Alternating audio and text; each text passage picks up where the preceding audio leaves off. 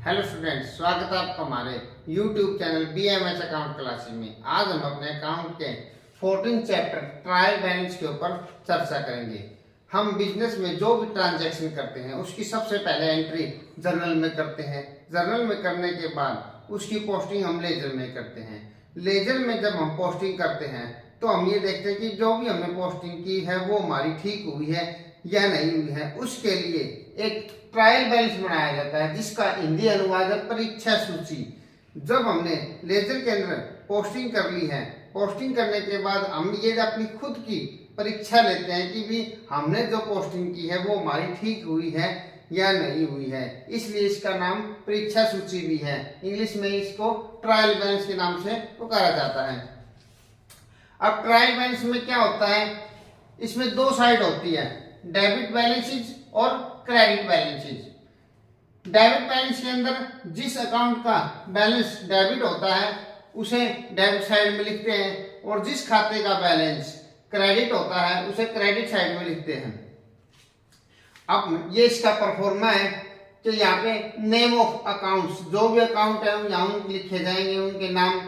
इसके बाद उसका जो जिसका डेबिट बैलेंस होगा उसको डेबिट साइड में लिखेंगे अमाउंट, और जिसका क्रेडिट बैलेंस होगा उसका अमाउंट क्रेडिट साइड में लिखा जाएगा। इसके लिए अब हम एक क्वेश्चन लेकर देखते हैं।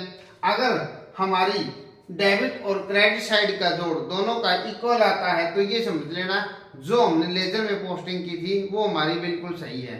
अगर हमारा जोड़ इक्वल नहीं आता है, मान लो हमारी डेबिट साइड क्रेडिट साइड से ज्यादा आती है, तो इसका मतलब ये है कि हमने जो लेजर में पोस्टिंग की है उसमें कहीं ना कहीं गलती हुई है, क्योंकि हम डबल एंट्री सिस्टम के अकॉर्डिंग काम करते हैं।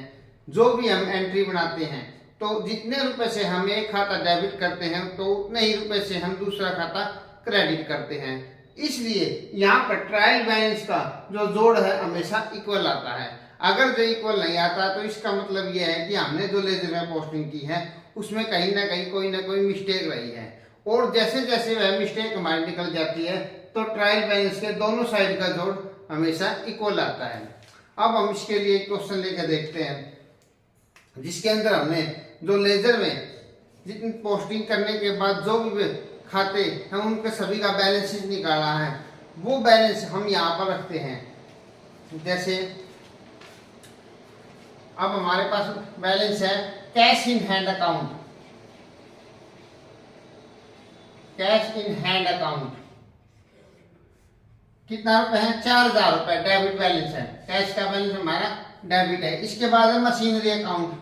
मशीनरी हमारी संपत्ति का खाता है, इसका बैलेंस हमेशा डेबिट रहता है। ये है 50,000 रुपए से डेबिट साइड में लिख देंगे।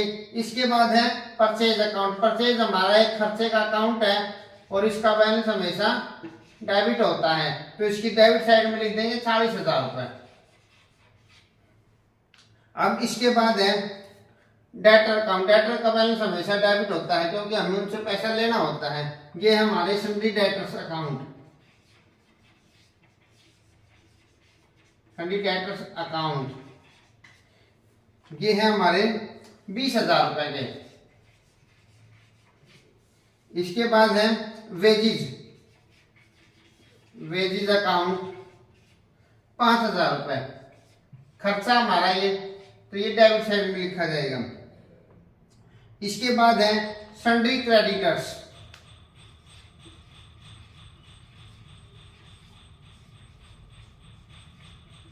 सन्ड्री क्रेडिटर्स ये है हमारे 15,000 रुपए। इनका बैलेंस हमेशा क्रेडिट होता है, तो ये हमारे क्रेडिट साइड में लिखे जाएंगे। इसके बाद है हमारा ड्राइंग अकाउंट। ड्राइंग अकाउंट ये है हमारा 8,000 रुपए से। ड्राइंग का बैलेंस हमेशा डेबिट होता है, तो डेबिट साइड में लिखेंगे। इसके बाद रेंट एंड टैक्सीज, जो हमने रेंट और कोई किराया दिया है, रेंट एंड टैक्सीज अकाउंट 7,000 रुपए। इसका डेबिट बैलेंस है क्योंकि हमारा खर्चा है। अब इसके बाद है सेल्स अकाउंट। सेल्स अकाउंट हमारा है 58,000। सेल्स का बैलेंस हमेशा क्रेडिट होता है क्योंकि ये हमारा एक इनकम होती है इस खाते से, और जो भी इनकम के अकाउंट होते हैं वो हमारे हमेशा क्रेडिट होते हैं, उनका बैलेंस। अब है डिस्काउंट रिसीव्ड, ये हमारी इनकम है, हमने प्राप्त किया है। डिस्काउंट रिसीव्ड अकाउंट ये है 2000 रुपए से, तो ये क्रेडिट साइड में लिखेंगे। इसके बाद है कैपिटल अकाउंट, कैपिटल का बैलेंस क्रेडिट होता है तो इसको क्रेडिट साइड में लिखेंगे। कैपिटल का बैलेंस कितने रुपए है, ये है हमारा 59,000। अब हम दोनों साइड का जोड़ लगा के देखते हैं कि हमारी दोनों साइड इक्वल आ रही है या नहीं आ रही है। ये हमारे दोनों साइड का जोड़ इक्वल है, 1,34,000 रुपए यहाँ पर दोनों का जोड़ आया है। इसका मतलब हमारा ये क्वेश्चन ठीक है। अगर जो हमारी कोई भी साइड कम ज्यादा आती है, मान लो डेबिट साइड ज्यादा है या क्रेडिट साइड ज्यादा है, तो उसके लिए हम एक सस्पेंस अकाउंट खोलते हैं, और जितने रुपए से भी हमारा अकाउंट कम बैठता है वो सस्पेंस अकाउंट के अंदर हम डाल के और इसकी दोनों साइड का जोड़ इक्वल कर देते हैं। अगर आपको वीडियो अच्छी लगे तो हमारी वीडियो को शेयर कीजिए, लाइक कीजिए और हमारे चैनल BMS अकाउंट्स को सब्सक्राइब कीजिए। Thank you.